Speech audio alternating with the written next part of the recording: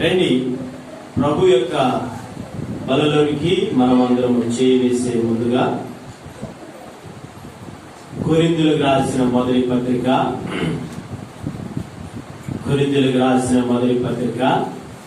11వ అధ్యాయము 27వ వచనం చదువుకుందాం. కొరింథీయులకు రాసిన మొదటి పత్రిక 11వ అధ్యాయము 27వ వచనం. కాబట్టి ఎవడు అయోగ్యముగా ప్రభు యొక్క రొట్టెను తినెనో లేక ఆయన పాత్రలను త్రాగును వాడు ప్రభు యొక్క శరీరము గురించి రక్తమును గురించి అపరాధి. మరొకసారి అందరం కలిసి చదువుకుందాం. అందరూ కూడా బైబిల్ తీయండి. ఎవరు కూడా మరి మౌనంగా ఉండవద్దు. ఫోన్లు కూడా స్విచ్ ఆఫ్ చేసుకోండి, లేకపోతే సైలెంట్ లో పెట్టుకోండి.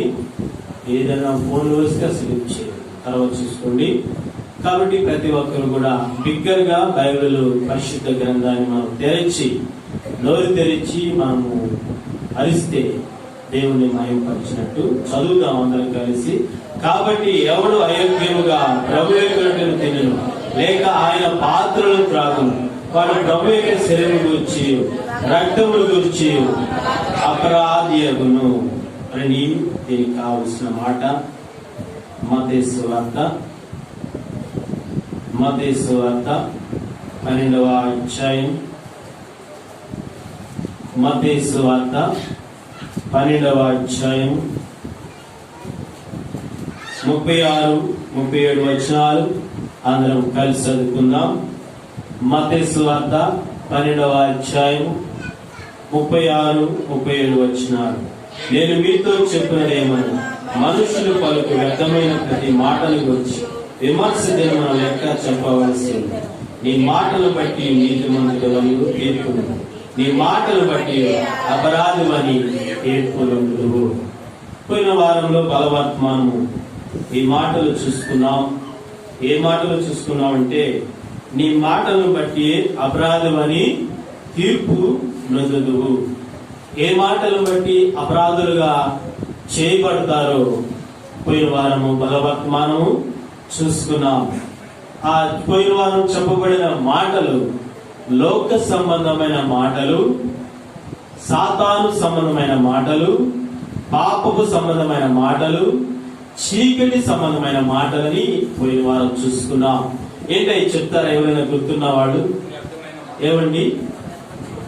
ఏమండి లోక సంబంధమైన మాటలు మొదటిగా కాదు, వ్యర్థమైన మాటలు కాదు. మొదటిగా ఏంటంటే డంబపు మాటలు. రెండవదిగా చెప్పండి అపవిత్రమైన మాటలు. రెండవదిగా మూడవదిగా గాలి మాటలు. ఇంకా నాలుగవదిగా వ్యర్థమైన మాటలు. ఐదవదిగా ముసలమ్మ ముచ్చట్లనే మాటలు. ఈ 5 రకాల మాటలు మనం చేస్తా ఉంటే ఇవి లోకానుసారమైన మాటలు. మరొక పరిభాష ఏం చెప్పుకుంటా ఉంటే శరీరానుసారమైన మాటలు. ఈ మాటలు ఈ రోజు చెప్పబడుతున్న మాటలు, ఈ రోజు బలవర్తమానంలో వస్తున్న మాటలు దైవ సంబంధమైన మాటలు. ఇవి ఈ రోజు వస్తున్న మాటలు ఆత్మ సంబంధమైన మాటలు. ఈ ఆత్మ సంబంధమైన మాటలు మాట్లాడలే తప్ప, దైవ సంబంధమైన మాటలు మాట్లాడలే తప్ప, లోక సంబంధమైన మాటలు, చీకటి మాటలు, పాపపు మాటలు ఇవేవి కూడా రాకూడదు. ఇది లోక సంబంధమైన మాటలు పోయిన వారం చెప్పిన తర్వాత ఈ మాటలు చెప్పకపోతే అదే మాటలతో ఉంటాం. దైవ సంబంధమైన లోక సంబంధం కాకుండా దైవ సంబంధమైన ఆత్మ సంబంధమైన మాటలు తెలుసుకుంటే, నేర్చుకుంటే వాక్య ప్రకారంగా ఈ మాటలు పాటించడానికి బాగుంటది, పాటించడానికి ముందుకు వస్తాం. ఈ దినాల దేవుడి చిత్త ప్రకారంగా దైవ సంబంధమైన, పరలోక సంబంధమైన, ఆత్మ సంబంధమైన మాటలు ఏంటో మనం చూడాలంటే మొట్టమొదటిగా చూద్దామండి కీర్తనలు మొదటిగా చూస్తే 12వ కీర్తన 6వ వచనం. దైవ సంబంధమైన, ఆత్మ సంబంధమైన మాటలు ఏంటంటే కీర్తనలు 12వ కీర్తన 6వ వచనం. కూర్చో భయం లేకపోతే 12వ కీర్తన 6వ వచనం. యెహోవా మాటలు పవిత్రమైనవి, అట్టి మట్టి మోసలు, అవి మట్టి మోసలు 7 మారులు కరిగి ఊదిన వెండి అంత పవిత్రములు. ఒక్కసారి పవిత్రత కాదంటండి, 7 మార్లంట. అవి దేవుని మాటలు, మట్టి మూసలో 7 మార్లు కరగి ఊదిన వెండి అంత పవిత్రములు. కాబట్టి ఇక్కడ మనం చూస్తే దేవుని బిడ్డలారా, మొదటిగా మాటలు ఆత్మ సంబంధమైన మాటలు ఎలాగుండాలంటే, మన జీవిత విశ్వాస యాత్రలో నడుస్తున్న భూమి మీద 60 సంవత్సరంలో 70 సంవత్సరంలో ఒక దినాన వెళ్ళిపోతావు, నీ అంతము గతించిపోతుంది, దినములు గతించిపోతాయి, వెళ్ళిపోవాల్సిందే. రక్షించబడిన నాటి నుంచి నాటి వరకు, రేపటి దినం వరకు, భవిష్యత్ దినాలలో వరకు కూడా, యేసుక్రీస్తు వారు వచ్చేంత వరకు కూడా మన మాటలు ఏ విధంగా ఉండాలంటే పవిత్రమైన మాటలుగా ఉండాలి. ఎందుకంటే ఆయన మాటలు, పరలోకమందున తండ్రి మాటలు ఎలాగుంటాయంటే, దేవుని మాటలు ఎలాగుంటాయంటే పవిత్రమైన మాటలుగా ఇక్కడ ఉంటేనే అన్నమాట. బైబిల్ ప్రకారంగా దేవుడు పరలోకంలో జీవిస్తున్నాడు కాబట్టి ఆయన మాటలన్నీ కూడా అపవిత్రమైన మాటలుగా ఉండవు, కానీ ఎలాగుంటాయంట, పవిత్రమైనవిగా ఉంటాయి. మన మాటలు ఎలాగుంటాయి, ప్రతి మాట కూడా పవిత్రమైనదిగా ఉండాలని ఆయన కోరుకుంటున్నాడు. రండి ఒకసారి కీర్తన గ్రంథంలో 55వ కీర్తన 21వ వచనం. కీర్తనలు 55వ కీర్తన 21వ వచనం. వారి నోటి మాటలు వెన్నవలే మృదువుగానున్నవి, అయితే వారి హృదయంలో కలహమున్నది. వారి మాటలు చమురు కంటే నునుపైనవి, అయితే అవి వరదీసిన కత్తులే. ఈ మాటలు పవిత్రమైన మాటలు కాదు గాని అపవిత్రమైన మాటలు. ఇక్కడ ఎవరంట వీళ్ళు? మనం చూస్తే ఎలాంటి వారు ఈ నునుపైన మాటలు, చమురు లాంటి మాటలు మాట్లాడతారంటే 19వ వచనం చదువుకుందాం. కీర్తనలు 55వ కీర్తన 19వ వచనంలో, పురాతన కాలం మొదలుకొని ఆసీనుడగు దేవుడు మారు మనసు లేని వారే తనకు భయపడని వారికి ఉత్తరమిచ్చును. మారు మనసు లేని వారి, దేవునికి భయపడకుండా ఉంటున్న వారి కొరకు ఆయన ఒక దినాన లెక్క, ఒక దినాన శిక్ష, ఒక దినాన వారిని ఒక స్థితికి తీసుకొస్తాడనమాట. వారికి ఇవ్వాల్సిన ఆ భాగమును వారికి ఇస్తాడు. అంటే ఇక్కడ మనం చూస్తే మారు మనసు లేని వారు, మారు మనసు పొందని వారు, దేవునికి భయపడిన వారు తప్పనిసరిగా అపవిత్రమైన మాటలు మాట్లాడతారు తప్ప పవిత్రమైన మాటలు మాట్లాడరు. ఇప్పుడు వారి మాటలు ఎట్లా ఉంటాయంటే, మనం వాళ్ళు మాట్లాడుతున్నప్పుడు పవిత్రమైన రీతిగానే ఉంటాయి. మాట్లాడుతున్నప్పుడు నునుపైన అంటే ఎవరు అక్కడ ఏమంటే వారి మాటలు వెన్నవలే మృదువుగా. వెన్న పుస్తకాలు వెన్న ఎట్లా ఉంటుంది ఏమండి? వెన్న ఎట్లా ఉంటుంది? శ్రీకాంత్ ఎట్లా ఉంటుంది? సంతోష్ వెన్న ఎలా ఉంటుంది? వెన్న పుస్తకాలు తెల్లగా ఉంటుంది, దాన్ని పట్టుకొని చూస్తే ఎట్లా ఉంటుంది? మృదువుగా మెత్తగా ఉంటుంది.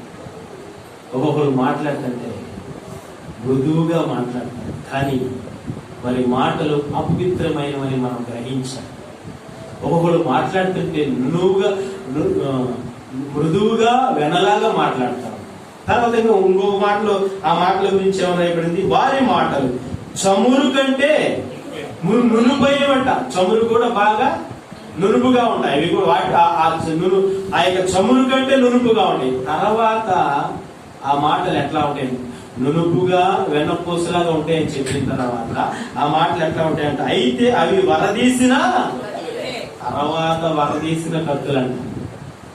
అంటే పవిత్రమైన మాటలు మాట్లాడుతూనే నటించి దేవుడి దగ్గర, ప్రజల దగ్గర, విశ్వాసుల దగ్గర, ఈ చుట్టుపక్కల ఉంటున్న వారి దగ్గర, ఎవరి దగ్గరైనా సమాజంలో, ఉద్యోగంలో, ఏ ప్రాంతంలో ఉన్నా, పంట పొలాలలో పనిచేస్తున్నప్పుడు అప్పుడు కూడా పవిత్రమైన మాటలు మాట్లాడినట్టే ఉంటారు, కానీ అవి చూస్తే అపవిత్రమైన. కత్తిలో నుంచి వర ఎట్లా ఉంటది?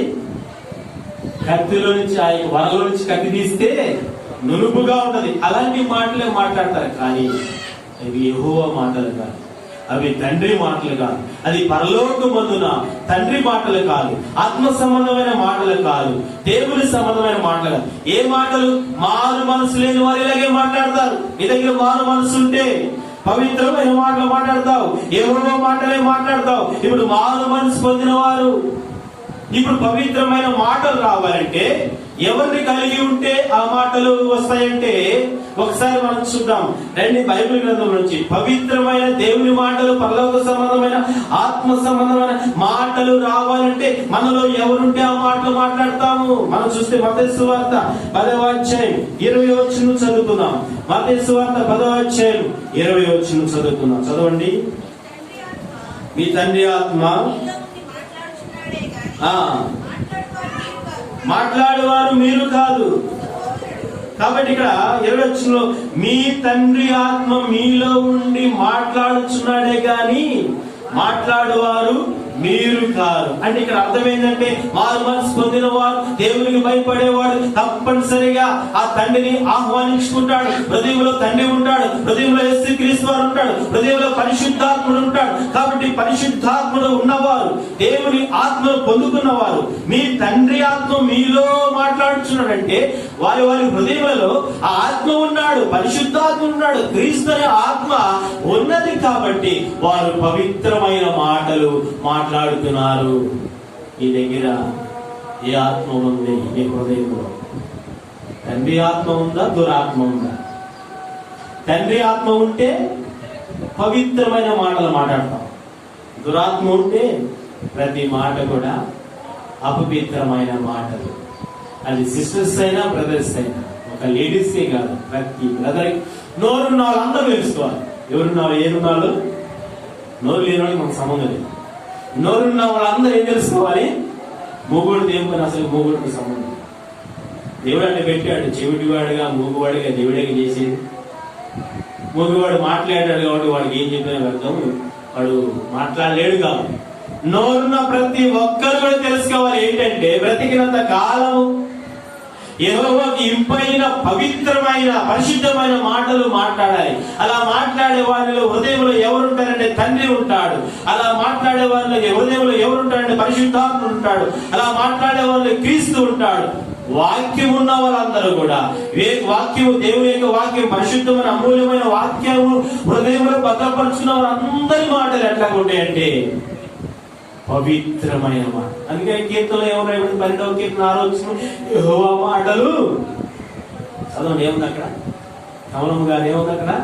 కీర్తనలో ఏమరాయబడింది? 12వ కీర్తన 6వ వచనం ఏమరాయబడింది? యెహోవా మాటలు పవిత్రములు. ఏమరాయబడింది? అపవిత్రమని రాయబడిందా? ఆయన పవిత్రుడే, పరిశుద్ధమైన వాడు. కాబట్టి పవిత్రమైన మాటలు మాట్లాడుతూ వచ్చినాడు. ఈ లోకంలో బ్రతికినంతకాలం యేసుక్రీస్తు వారు పవిత్రుడుగా జీవించాడు, పరిశుద్ధమైన వాడుగా జీవించాడు, పవిత్రమైన మాటలు మాట్లాడుతూ వచ్చాడు. అందువల్ల యేసుక్రీస్తు వారిని ప్రతి ఒక్కరు స్వీకరిస్తున్నారు, ప్రతి ఒక్కరు కలిగి ఉంటున్నారు. నీ దగ్గర ఆయన ఉన్నాడా? నీ బలవంతమం ద్వారా దేవుడు మాట్లాడతాడు. నీ దగ్గర ఆయన ఉన్నాడా? లేకపోతే వేరే వాళ్ళు ఉన్నారా? దురాత్మ ఉందా, సాతానుడు అపోవాలి. అది నేనైనా మీరైనా ఎవరైనా.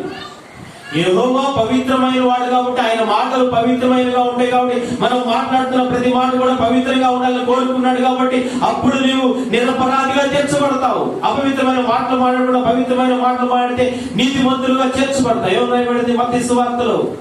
మత్తయి సువార్తలో మనం చూస్తే రండి 12వ అధ్యాయంలో ఏమో రాయబడింది? మత్తయి సువార్త 12వ అధ్యాయం 37వ వచనం. నీ మాటలు బట్టి నీతిమంతులు. కాబట్టి ఇక్కడ నీతిమంతులు అంటే ఎవరంటే నిరపరాధి, అపరాధి కాదు. ప్రభు బలిలో చేయవేసినప్పుడు ఎవరికైతే రావాలంటే అపరాధులుగా ఉండకుండా నిరపరాధులుగా తీర్చబడాలంటే నీతిమంతులు అవ్వాలంటే మొదటి మాటగా పవిత్రమైన మాటలు మాట్లాడాలి. ఈ మాటలు ఎలా ఉన్నవి? ఎక్కడికి వెళ్ళా, ఏ ప్రాంతానికి వెళ్ళా, నోరు కట్టేసుకో, పవిత్రమైన మాటలు మాట్లాడు. ఒకవేళ నోటి బట్టి అపవిత్రమైన మాటలు వస్తే వెంటనే కంట్రోల్ చేయి, ఆగిపో, నోరు మూసేసేయి. ఏ మాటలు మాట్లాడుతున్నావు? మొదటిగా పవిత్రమైన మాటలు మాట్లాడాలి. రెండవదిగా చూద్దాం రండి. సామెతల గ్రంథము 12వ అధ్యాయం 17వ వచనం. సామెతల గ్రంథము 12వ అధ్యాయం 17వ వచనం. రెండవదిగా సామెతల గ్రంథము 12వ అధ్యాయం 17వ వచనం. సత్యవాద ప్రియుడు సత్యవాద ప్రియుడు నీతిగల మాటలు పలుకును. నీతిగల మాటలు పలుకును. పూట సాక్షి మోసపు మాటలు చెప్పును. మోసపు మాటలు చెప్పును. కాబట్టి ఇక్కడ చూస్తే దేవుని పెట్టారా, సామెతల గ్రంథంలో 12వ అధ్యాయం 17వ వచనంలో సత్యవాద ప్రియుడు నీతిగల మాటలు పలుకు. రెండవదిగా దైవ సంబంధమైన మాటలు, ఆత్మ సంబంధమైన మాటలు, పరలోక సంబంధమైన మాటలు, తండ్రి మాటలు, యేసుక్రీస్తు వారి మాటలు ఏంటంటే నీతి గల మాటలు. ఏంటంట చెప్పండి. మొదటిగా ఏ మాటలు? మొదటిగా ఏ మాటలు? పరలోక సంబంధమైన, మరి భూలోక సంబంధమైన కాదు కానీ, లోక సంబంధమైన కాదు కానీ, ఆత్మ సంబంధమైన, పరలోక సంబంధమైన దేవుని మాటలు. మొదటిగా పవిత్రమైన మాటలు, రెండవదిగా నీతి మాట. అంటే మనం మాట్లాడుతున్న ప్రతి మాట నీతిగా ఉండాలి, నీతి గల మాటలుగా ఉండాలి. ఆ మాటలుగా ఉంటేనే దేవుడు మన మాటలు స్వీకరిస్తాడు, మన మాటలు మెచ్చుకుంటాడు. మన మాటలు బట్టి మనల్ని ఇష్టమైన వారిగా దేవుడు దగ్గరికి తీసుకుంటాడు. అలాంటి వారే కావాలి, అలాంటి వారే దేవుడి దగ్గరికి రావాలి, అలాంటి వారే పరలోకానికి అర్హులు, పరలోక రాజ్యానికి వారసులు అవడానికి అవకాశం ఉంటుంది. కాబట్టి ఇక్కడ రాయబడిన ప్రకారంగా నీతి గల మాటలు, నువ్వు మాట్లాడుతున్న మాట ఏదైనా కానీ నీతి అంటే నీతితో కూడుకున్న జీవితాన్ని జీవిస్తున్న వారందరూ కూడా నీతి కలిగిన వారిగా ఉంటారు. నీతే మాట్లాడతారు, వారిలో నీతి కనబడుతుంది. నీతి అంటే ఏంటి చెప్పండి? నీతి అంటే ఏంటి చెప్పాలి. నీతి అంటే ఏంటి? నీతి అంటే ఏంటి? ఏ పాపము, ఏ నేరము లేకపోతే దాన్ని ఏమంటారంటే నీతి. ఏ కల్మషము, ఏ దుర్మార్గత, ఎటువంటి మైలము, ఆ మాటలలో ఎటువంటి కూడా ఆ యొక్క ఫుల్ స్టాపులు, కామాలు, లయ ఇవి ఏవి లేకపోతే ఎటబడ్డ మాట్లాడతారు, అవి అర్థం కాదు. ఒక లయ ప్రాస క్రమబద్ధంగా మాట్లాడితే పర్ఫెక్ట్ గా బాగానే మాట్లాడుతున్నారు అని అంటా ఉంటారు. కాబట్టి వాక్యం చెప్తున్నప్పుడు కూడా, సువార్త చెప్తున్నప్పుడు కూడా లయ ప్రాస, స్వార్థ మాటలు చక్కగా బాగున్నాయి అని చాలా మంది అన్యజనులు కూడా నాతో చెప్తూ వచ్చారు. ప్రారంభ దశలో చక్కగా చెప్తున్నప్పుడు అందరూ కూడా వింటూ వచ్చినారు. కొన్ని కారణాలలో ఒక్కొక్కసారి ఒళ్ళు బద్దగా ఉన్న గురువారం సువార్త చెబుదామంటే నెగలేకపోతాను. ప్రార్థన చేయండి, నా గురించి కూడా సువార్త చెప్పాలి. అలాగే ప్రతి ఒక్కరూ కూడా సువార్త మాటలు, దేవుని మాటలు వింటున్నప్పుడు మాటలు బాగుంటాయి అంటే దేవుని మాటలు, అవి జీవపు మాటలండి. నువ్వు మాట్లాడుతున్నప్పుడు కూడా ప్రతి మాట కూడా వ్యతిరేకంగా, లోకానుసారంగా కించవచ్చే మాటలు మాట్లాడకుండా నీతిగా మాట్లాడు. నీతి కలిగిన వాడివై ఉండాలి.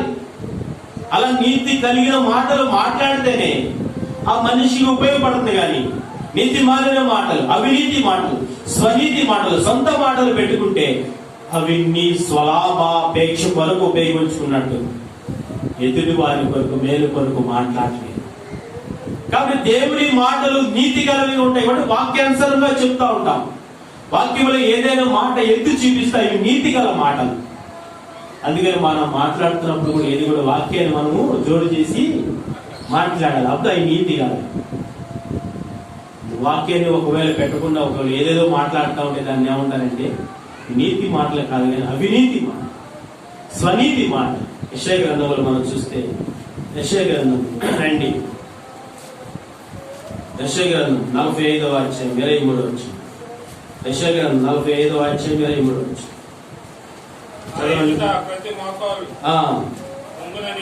ఉంగుననియు ప్రతి నాలుకయు నా తోడని ప్రమాణం చేయననియు నేను నా పేరట ప్రమాణం చేసి ఉన్నాను.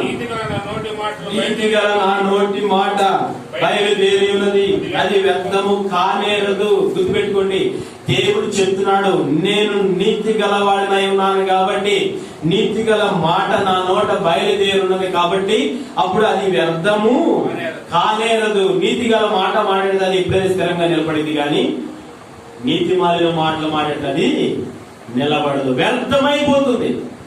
నీతి గల మాటలు వ్యర్థము కానేరవు. గుర్తుపెట్టుకో, ఎవరితో మాట్లాడుతున్నా నీతిగా మాట్లాడు, దేవుని సంబంధమైన మాటలు మాట్లాడు, పరలోక సంబంధంగా మాట్లాడు, బైబిల్ సంబంధంగా మాట్లాడు. ప్రతి మాట అది ఎన్నడూ వ్యర్థం కాదు, వాక్యానుసారం. ఏమని చెప్తున్నాడు దేవుడు స్వయంగా? ఏం చెప్తున్నాడు?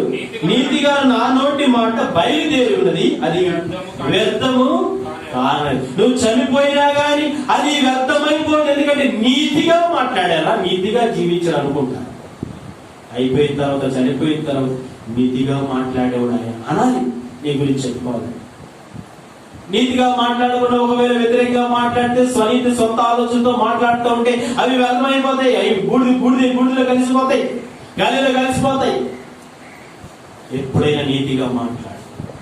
అందుకని ఇక్కడ దేవుడు నీతి కలిగిన వాడు కాబట్టి నీతి మాటలు ఆయన మాట్లాడేవాడు.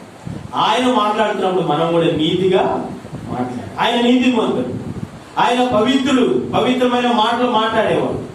ఆయన నీతిమంతుడు, నీతి మాటలు మాట్లాడేవాడు.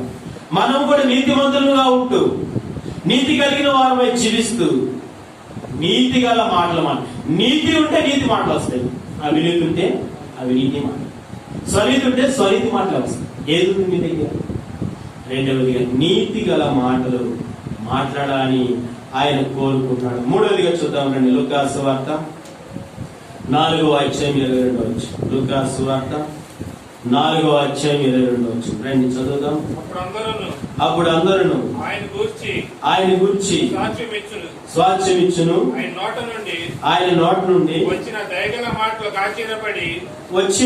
దయగల మాటలకు ఆశ్చర్యపడి ఈయన యేసేపు కుమారుడు కాడని. కాబట్టి అక్కడ ఉంటున్న జన సమూహం అందరూ ఆయన మాటలకి విస్మయం పొంది ఆశ్చర్యపడి వాళ్ళందరూ ఏమంటున్నారంటే, ఆయన నోట నుండి వచ్చిన దయగల విన్నారు. వీళ్ళందరూ ఎవరి మాటలు విన్నారు? ఎవరి మాటలు విన్నారు చెప్పండి? ఎవరి మాటలు చెప్పండి? యేసుక్రీస్తు వారు భూమి మీద బ్రతుకుతున్న దినములలో ఆయన మాట్లాడిన మాటలు ఇక్కడ చిత్రీకరించడము, లెక్కించడం జరిగింది. లోక వైద్యుడు చెప్తున్నాడు ఏమనంటే, ఆయన భూమి మీద బ్రతికినంత గల 33 సంవత్సరాల వరకు జన సమూహములతో, శిష్యులతో స్వార్థ వాక్యములు, దేవుని వాక్యములు చెప్తూ వారందరితో మాట్లాడుతున్నప్పుడు ఏ మాటలు మాట్లాడుతున్నాడంటే దయగల మాటలు. ఆయన దయగలవాడు కాబట్టి దయగల మాటలు మాట్లాడుతున్నాడు. ఏమని మాట్లాడుతున్నాడు చెప్పండి? ఆయన దయగల మాటలు మాట్లాడుతున్నాడు. మనం కూడా మాట్లాడుతున్నప్పుడు దయగల మాటలు మాట్లాడాలి. ఇవి ఆత్మ సంబంధమైన మాటలు, లోక సంబంధమైనవి కావు. పరలోక సంబంధమైన మాటలు, దైవ సంబంధమైన మాటలు, క్రీస్తు సంబంధమైన మాటలు, పరిశుద్ధాత్మ సంబంధమైన మాటలు, వాక్య సంబంధమైన మాటలు వేరండి. ఇవి మనం పాటిస్తున్నావా, తప్పిపోతున్నావా, పారిపోతున్నావా, ట్రాకి తప్పిపోతున్నావా, చెడిపోతున్నావా, దిగజారిపోతున్నావా, ఆత్మీయంగా పతనమైపోతున్నావా, ఇలాంటి మాటలు మాట్లాడిపోయి నరకపాత్రులు కాకుండా మనం అందరం పరలోకానికి వెళ్ళాలంటే పరలోక సంబంధమైన మాటలు ఏ మాటలు మాట్లాడాలి చెప్పండి? పరలోకానికి వెళ్ళాలంటే పరలోక సంబంధమైన మాటలు మాట్లాడాలి. నరకానికి వెళ్ళాలంటే భూ సంబంధమైన మాటలు మాట్లాడుకోవచ్చు. ఇష్టం, చాయిస్, మీ ఎవరి చాయిస్? మన చాయిస్. ఎవరిష్టం వాళ్ళది. నా ఇష్టం, నీ ఇష్టం. నా ఇష్టానుసారంగా జీవిస్తాను. ఎవరు నా చెప్పాడు? మేమేం చెప్పాం, మేము పట్టించుకోం. తర్వాత ఉంటుంది ఏంటది? ఓచకపోతే తర్వాత ఉంటుంది దేవుడి దగ్గర. అది గుర్తుపెట్టు. కాబట్టి ఏ మాటలు మాట్లాడుతున్నావా? ఆత్మ సంబంధమైన మాటలు మాట్లాడుతున్నావా? కఠినమైన మాటలు మాట్లాడుతున్నావా? రావాయి అంటే ఎట్లా ఉంటుంది? బాబు నాన్న ఇలా రా అన్న మాట ఎలా ఉంటుంది? ప్రొనౌన్సియేషన్స్ ఏమన్నా పలికే మాటలు. రావాయి రావాయి అన్నాం అనుకో, అని అరుస్తున్నాం అనుకో. అలా కాకుండా బాబు నాన్న, అక్క, అమ్మ, అన్న అని పలకరిస్తాం. ఏ మాటలు దయగల మాటలు, ఏ మాటలు దూసితో మాట్లాడే మాట. కాబట్టి మాట్లాడుతున్న ప్రతి మాట దయగల మాట. యేసుక్రీస్తు మాదిరి చూపించలేదు. 3 సందర్భాలలో ఆయన మాట్లాడిన మాట ఎట్లా ఉంటాయో ఒకసారి చూద్దామనండి. మనం ఆయన మాటలు దయగల మాటలని ఇక్కడ లోకా చెప్తున్నాడు కదా. ఏంటా దయగల మాటలు అంటే ఒకసారి చూద్దాం. మార్కు సువార్త రండి. మార్కు సువార్త 1వ అధ్యాయం 40వ వచనంలో చదువుకుందాం.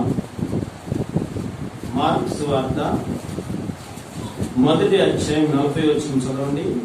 ఒక కుష్ఠరోగికి ఆయన ఎదుటకు వచ్చి ఆయన ఎదుట మోకాలను నీకు ఇష్టమైతే నన్ను శుద్ధులుగా చేయగలవని ఆయనతో చెప్పి ఆయనను వేడుకొనగా ఆయన కనికరపడి చేయని నాకు ఇష్టం నీవు శుద్ధులు కమ్మని. కుష్ఠరోగంతో వచ్చిన వాడు ఏమని అడుగుతున్నాడు యేసుక్రీస్తు అని, నీకు ఇష్టమైతే శుద్ధునిగా దయగలిగిన వాడిగానే మాట్లాడి కుష్ఠుడే. యేసుక్రీస్తు వారు ఏమన్నాడు, ఆయన కనికరపడి వారిని చెయ్యి చాపి వారిని ముట్టి దూరంగా ఉండకుండా ముట్టి ఏం చేశాడు, నాకు ఇష్టం నువ్వు కుష్ఠరోగంతో ఉన్నావు, దుర్మార్గుడు పరిమాణాడు తెలుపు అన్నాడా? ఆయన దయగలిగిన వాడు. ఇవన్నీ చరిత్ర చూసి శిష్యులు ప్రార్థన చేసి ప్రార్థనాపూర్వకంగా మీ కుమారుడు యేసుక్రీస్తు వారి గురించి ఏం రాయాలి ఆయన అని వాళ్ళు అహోరాత్రులు కష్టపడి ఏం తినకుండా అవన్నీ గుర్తు చేసుకుంటూ అవన్నీ కూడా జ్ఞాపకం చేసుకుంటూ దేవుడి పరిశుద్ధాత్మ సహాయం ద్వారా ఏమేమి చేసాడో ఒకసారి మర్చిపోతే దేవుడే గుర్తు చేసుకుంటూ ఇలాగ జీవించాడు, ఇలా కుష్ఠరోగికి ఒకసారి వచ్చాడు గుర్తుందా? అప్పుడు వచ్చినప్పుడు ఆయన అడిగాడు యేసుక్రీస్తు ఏం మాట్లాడు, అది రాయి నీ పుస్తకం అనుకో రాయి అని దేవుడు చెప్పమని అది రాసేవాడు. ఆ సందర్భాన్ని ఎత్తి ఇక్కడ చూపించి నీవు శుద్ధులవడం నాకు ఇష్టమే చేయి కూడా పట్టుకున్నాడు. ఏం చేశాడు, దగ్గరకు వచ్చి చేయి చాపి పట్టుకొని నాకు ఇష్టమే నాయన అన్నాడు. మనం ఏం చేస్తాం ఒకవేళ మనకంటే తక్కువ స్థాయిలో ఉన్నారు ఏం చేస్తాం, పక్కన పడేస్తాం. దగ్గర కూడా అని కూడా లేక చేయి కూడా చెదరించుకుంటా ఉంటాం, అసహించుకుంటా ఉంటాం, వ్యతిరేకంగా మాట్లాడుతూ ఉంటాం, దుర్భాషలు మాట్లాడుతూనే ఉంటాం, దయగా మాట్లాడడం మనం అసలు. కాబట్టి ప్రతి ఒక్కరూ దయగలిగిన మాటలు మాట్లాడాలి తప్ప కఠిన మాటలు మాట్లాడాలి. ఇప్పుడేనా ఇది ప్రారంభ దశలో నాకు ఇష్టడవే అన్నాడు. మధ్య దశలో వచ్చిన తర్వాత ఆయన ఎలా మాట్లాడాడు ఒకసారి చూద్దాం. సువార్తలు 33 సంవత్సరాల్లో మొదటి ప్రారంభ దశలో నాకు ఇష్టం అని దగ్గరికి తీసుకొని శుద్ధి చేశాడు. అది సువార్తలు వాక్యం చెప్తున్నప్పుడు రోగాలు బాగు చేస్తూ, రోగాలు కనికరిస్తూ, రోగాలు తీసివేస్తూ ఇలాగన్నాడు. యోహాను సువార్తలో మధ్య భాగంలోకి వచ్చిన తర్వాత యేసుక్రీస్తు వారు ఆమెతో మాట్లాడుతున్నాడు. యోహాను సువార్త 8వ అధ్యాయం 10వ వచనం చదవండి. యోహాను సువార్త 8వ అధ్యాయం. చూచి అమ్మా వాడెక్కడ ఉన్నారు విధింపలేదా అని అడిగినప్పుడు ఆమె లేదు ప్రభువా నేను. అందుకు యేసు నేను నీకు శిక్ష విధింపను, నీవు వెళ్ళి పాపము చేయకుమని ఆమెతో చెప్పింది. ఏమన్నాడు 10వ వచనంలో, అక్కడ వ్యభిచారం అంతా పట్టబడిన స్త్రీని పట్టుకొని వచ్చేసారు. ఆడు తిరుగు వెంటాడుతూ పరిగెడుతూ వస్తుంటే యేసుక్రీస్తు వారు కనబడగా అక్కడ ఆగిపోయిన రాగ యేసుక్రీస్తు వారు కనబడ్డాడు. యేసుక్రీస్తు వారిని హెచ్చబోద్దాం, ఏమంటాడో చూద్దాం. మనతో పాటు వస్తాడేదో, మనతో పాటు బాలిబాబు వస్తాడు, ఏమో చంపొచ్చాను అనుకుని విషయం చెప్పిన తర్వాత రాసిన తర్వాత చిన్నవాడి నుంచి పెద్దవాడి వరకు పాపం ఉన్నవాడు రాయేసి వెళ్ళిపోండ్రా అని చెప్పిన తర్వాత రాసిన తర్వాత అందరూ చదివేసిన తర్వాత ఏం జరిగిందంటే అందరూ వెళ్ళిపోయిన తర్వాత ఎవరు కూడా రాయవేయాలి. అప్పుడు వెళ్ళిపోయిన తర్వాత ఆమె కాకున్నాడు. ఏమన్నాడు ఆయన? యేసు తల ఎత్తి, అంటే రాయడం అయిపోయిన తర్వాత తల ఎత్తి ఆమె చూసి అమ్మా వారు ఎక్కడ ఉన్నారు, ఎవరు నీకు శిక్ష, వారు ఎక్కడ ఉన్నారు? ఏమన్నాడు? మొదటిగా ఎవరు మాట్లాడాడు చెప్పండి? ఉదస్మాన అమ్మ. మొదటి మాట ఏమన్నాడు? వారు ఎక్కడ ఉన్నారన్నా? నువ్వు మీ భర్తలు ఏమన్నారు? ఇంకా ఎవడు వచ్చారా రాజుబాబా అంటావు, గ్యారెంటీగా అంటావు. భర్త తరపులు వచ్చిన వాళ్ళు సిస్టర్స్ ఊరుకు, భార్య తరపులు వచ్చిన వాళ్ళు భర్తలు 2 రకాలు ఉన్నారు కదా. గౌరవం లేకుండా మాట్లాడితే దాన్ని ఏమంటారంటే దయగల మాటలు కాదు. ఈయన అమ్మ అన్నాడు. మరి వయసులో 33 సంవత్సరాలు మధ్య వయసులో ఉన్నాడు ఆయన. మొత్తానికి స్వార్థ ప్రారంభించి 30 సంవత్సరాలు వచ్చి ఉంటాయి. వచ్చిన తర్వాత ఆమె పెద్దదైందో మరి పెద్ద వయసు కలిగిందో చిన్న వయసు కలిగిందో తెలియదు, కానీ చిన్న వయసు అయి ఉంటుంది. ఎవరి దశలో ఉండు స్వామి నేను అనుకోండి, నా తలం ప్రకారం ఈయన పెద్దవాడు. చిన్నవాడిని ఏమన్నాడు? అమ్మ. ఆమె చేసింది ఏంటి? నేరం, వ్యభిచారం. చేసిన నేరాన్ని బట్టి అమ్మ అంటారు ఎవరైనా?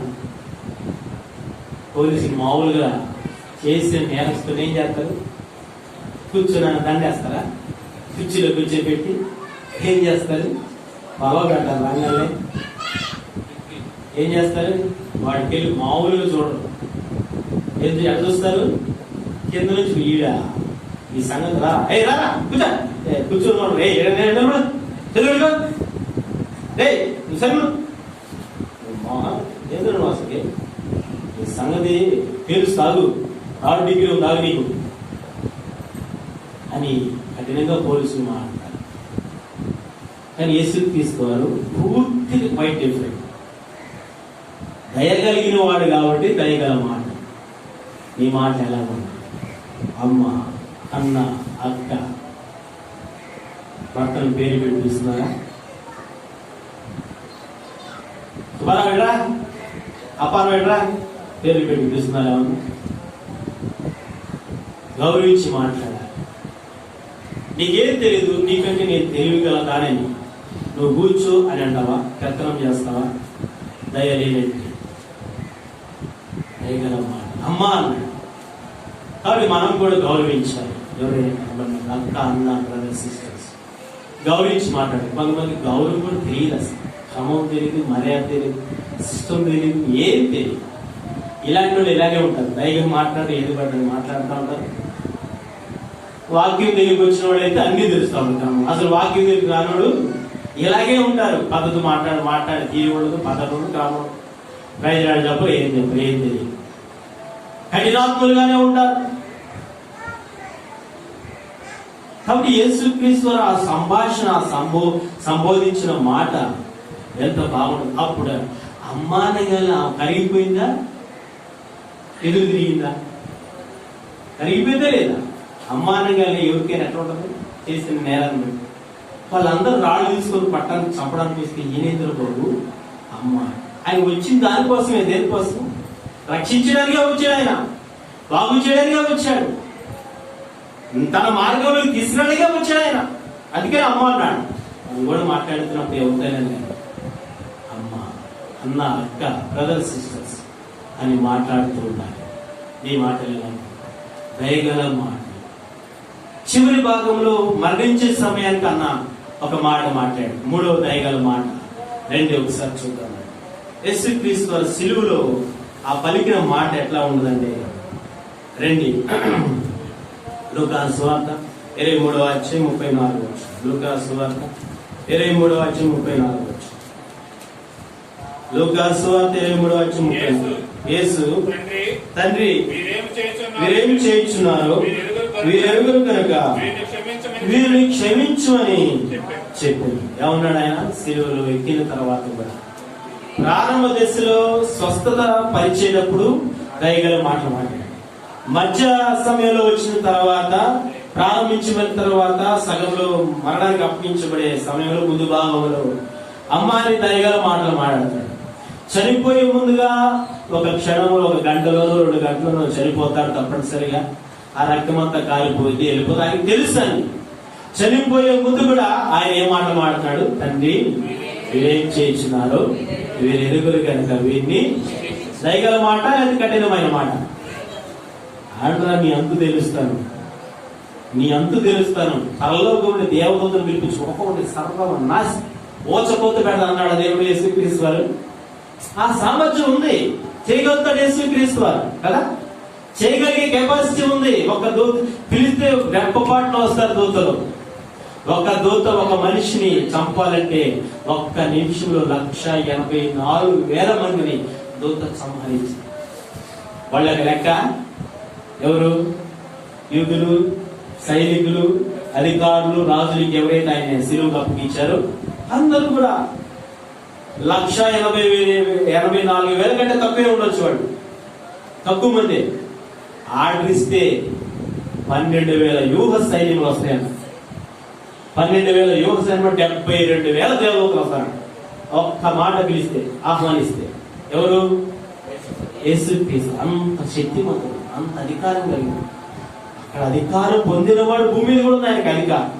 అయినా ఎంత అధికారం ఉన్నా, ఎంత శక్తి ఉన్నా, కేవలం పాప విముక్తి కొరకు యేసుక్రీస్తు సిలువలో పలికిన మాట, ఆ దయగల మాట ఏమన్నాడు? తండ్రి మీరేం చేయించున్నారో మీరు ఎరుగరు కనుక నువ్వు కూడా క్షమించు. నేను క్షమించు. దయ కలిగిన వారమై దయ కలిగిన మాటలు మాట్లాడుతూ ఉంటే దేవుడికి ఎంత విరసం. నువ్వు ఎలా మాట్లాడుతావు? యేసుక్రీస్తు చూపించిన మాదిరి ఇదే. అందుకని ఇంత వివరణ రావాల్సి వచ్చింది. ఏంటంటే ఆ మాటలు అన్నాడు, ఏమన్నాడు? ఆయన దయగల మాటలకు ఆశ్చర్యపోయాడు. ఏంటా దయగల మాటలు అంటే? క్రియారూపంగా చూస్తే 3 భాగాలు, 3 సందర్భాలు. కుష్ఠరోగి దగ్గర దయగా మాట్లాడుతున్నాడు, వ్యభిచారం చేయబడిన స్త్రీ దగ్గర దయగా మాట్లాడుతున్నాడు, సిలువలో వేయబడుతున్నప్పుడు కూడా దయగా మాట్లాడుతున్నాడు. దయగలిగిన వాడుగా దయగలిగిన మాటలుగా మాట్లాడుతున్నాడు. మన మాట తీరేలా. మూడవదిగా దయగలిగిన మాటలు మాట్లాడాలి. ఎందుకంటే ఇవి దేవుని మాటలు, ఆత్మ సంబంధమైన మాటలు, పరలోకానికి సాదృశ్యానికి సంబంధించిన మాటలు, దైవ సంబంధమైన మాటలు, పరలోకానికి తీసుకెళ్లే మాటలు ఇవే. 4వదిగా చూద్దాం రండి. 4వదిగా యోబు గ్రంథం 6వ అధ్యాయం 25వ వచనం. యోబు గ్రంథం 6వ అధ్యాయం 25వ వచనం.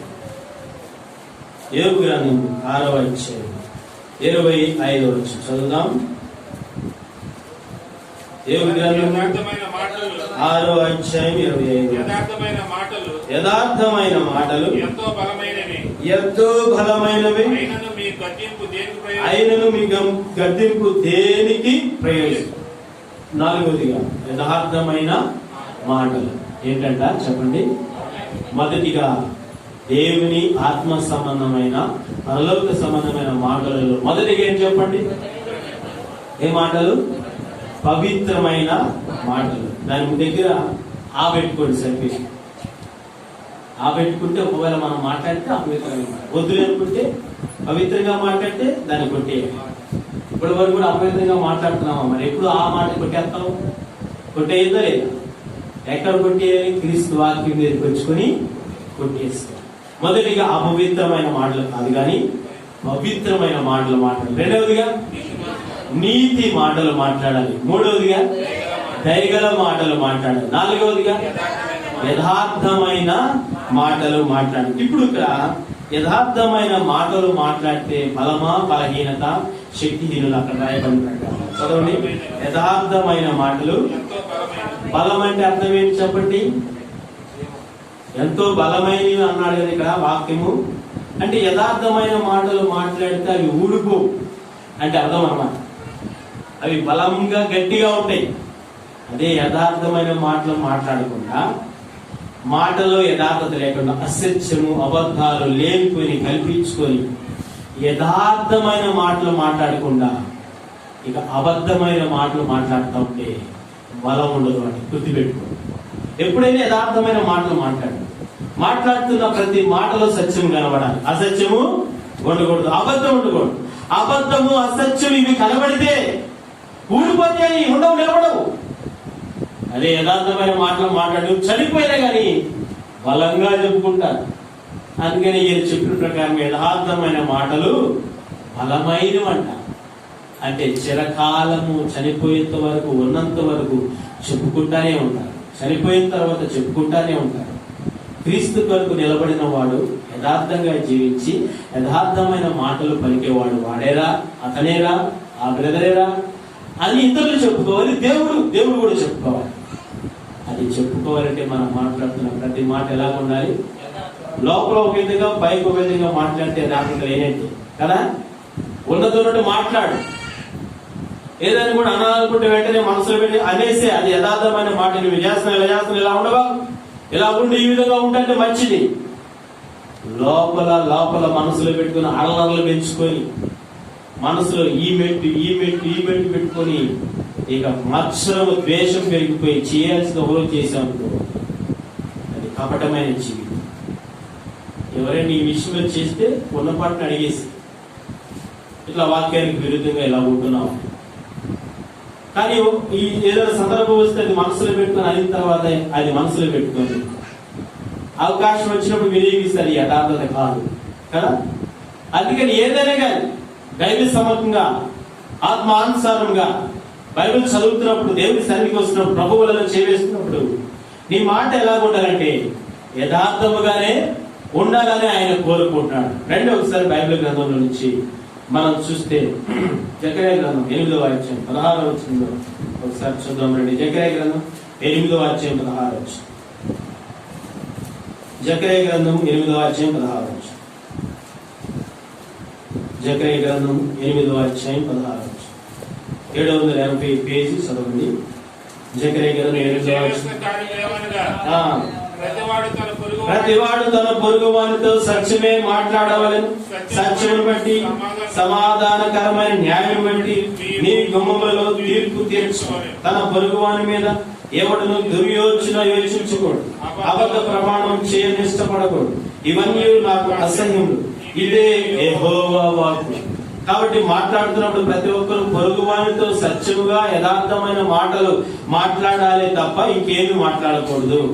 ఇప్పుడు 17వ వచనంలో తన పొరుగువాని మీద ఎవడను దుర్యోచన యోచించకూడదు. ఇంకేం చెప్తున్నాడు? అబద్ధ ప్రమాణము చేయ ఇష్టపడకూడదు. అబద్ధ ప్రమాణము, అసత్యమైన మాటలు ఇలా మాట్లాడుతూ ఉంటే దేవునికి అసహ్యం అన్నమాట. యథార్థమైన మాటలు మాట్లాడకుండా వట్టి మాటలు కల్పించుకుంటూ అసత్యముగా అబద్ధముగా నోటిండా అబద్ధాలు, నోటిండా అవే మాటలు మాట్లాడుతూ ఉంటే, అసత్య ప్రమాణాలు చేస్తూ ఉంటే, అలా చేస్తూ ఉంటే దేవునికి ఎంత అసహ్యము. ఇవన్నీ నాకు అసహ్యం అంటాడు. ఏమంటాడు దేవుడు అంటే? యథార్థమైన మాటలు మాట్లాడకుండా అబద్ధ సాక్ష్యాలు, అబద్ధపు నేరాలు, అపనిందలు ఇవన్నీ వేస్తా ఉంటే, నోటి నిండా అబద్ధాలు ఆడుతూ నిందలు వేస్తా ఉంటే ఇవన్నీ అసహ్యం. ఎవరికి? మొట్టమొదటిగా దేవుడికి అసహ్యం. నిన్ను అసహించుకుంటాడు దేవుడు ఒకవేళ అలాగే మాట్లాడుతూ ఉంటే. గుర్తుపెట్టు. 4వది, యథార్థమైన మాటలు మాట్లాడకుండా వ్యతిరేకంగా ఉంటున్నావా? అసత్యమైన మాటలు మాట్లాడుతున్నావా? కపటమైన మాటలు మాట్లాడుతున్నావా? ఇవన్నీ దేవుడికి అసహ్యమే. వాటిని విసర్జించి ప్రభు కొరకు నిలబడు. ఆయన ఎలా మాట్లాడుతూ వచ్చాడు? లూకాసు సువార్తలో మనం చూద్దాం. లూకాసు సువార్త 19వ అధ్యాయం 40వ వచనం చదువుకుందాం. లూకాసు సువార్త 19వ అధ్యాయం 45 చదవండి. లూకాసు సువార్త 19వ అధ్యాయం 45వ వచనం. ఆయన దేవాలయంలో ప్రవేశించి అందులో విక్రయం చేయవారితో నా మందిరము ప్రార్థనా మందిరము అని రాయబడినది, అయితే మీరు దానిని దొంగల గుహగా చేసిరని చెప్పి వారిని వెళ్ళగొట్టనారంభించెను. అక్రమం జరుగుతుంది, అవినీతి జరుగుతుంది, శత్రువు పనిచేస్తున్నాడు మందిరంలో. ఆ తర్వాత సాతాను కార్యక్రమాలు జరుగుతున్నాయి, దుర్వ్యాపారం జరుగుతుంది. అక్కడ ఉన్న శాస్త్రులు, పరిస్థితులు ఎవరైతే వ్యాపారం చేస్తున్నారో వారందరూ కూడా గట్టిగా మాట్లాడి దేవాలయంలో ప్రవేశించి యథార్థమైన మాటలు యేసుక్రీస్తు అంటున్నాడు. ఏమంటున్నాడంటే నా మందిరము ప్రార్థన. మళ్ళీ ఆయన సొంత మాటలు కూడా కాదు భూమి మీద. ఏ మాటలు? ఈ మాటలు యెషయా గ్రంథంలో రాయబడింది కాబట్టి ఎత్తి మాట్లాడుతున్నాడు. ఏమనంటే నా మందిరము ప్రార్థనా మందిరం రాయబడుగా మీరు ఎందుకు ఇలా చేస్తున్నారని యథార్థంగా మాట్లాడుతున్నాడు ఆయన. ఆ తర్వాత మీరు దీనిని ఏం చేశారు? దొంగల గుహగా. అంటే వీడు దొంగలా కాదు, యథార్థమైన మాటలు ఎట్లాగే ఉంటాయి. దేవుడి సంబంధంగా మందిర పరంగా ఏదైనా కానీ చేస్తే యథార్థంగానే మాట్లాడు. వారితో పాటు కలిసిపోవాలి. వాళ్ళు తప్పు చేస్తున్నారంటే వాళ్ళతో పాటు నువ్వు ఏకమైపోతే యథార్థత నీ దగ్గర ఎక్కడ ఉంది? ఇప్పుడు యేసుక్రీస్తు వారు కూడా ఈ వ్యాపారంలో పాల్గొని మీరు మంచి పని చేస్తున్నారా అని చెప్పేసి వారికి సపోర్ట్ చేయలే యేసుక్రీస్తు వారు. వాళ్ళందరితో ఏమన్నాడు యేసుక్రీస్తు వారు? ఏమా మనోరం గారు ఏమన్నాడు? యేసుక్రీస్తు వారు అన్నాడు, ఏమన్నాడు? ఏమని మాట్లాడు? నా మందిరము ప్రార్థన. మీరు దీనిని ఏం చేశారు? దొంగల గొప్పగా చేశారు. ఈ మాటలు యథార్థత ఉన్నదట్టు మాట్లాడాడు. అక్కడ రాయబడి యెషయా ప్రార్థనా మందిరము సమస్త జనులకు ప్రార్థనా మందిరం రాయబడింది కదా. మీరు ఎందుకు ఇలా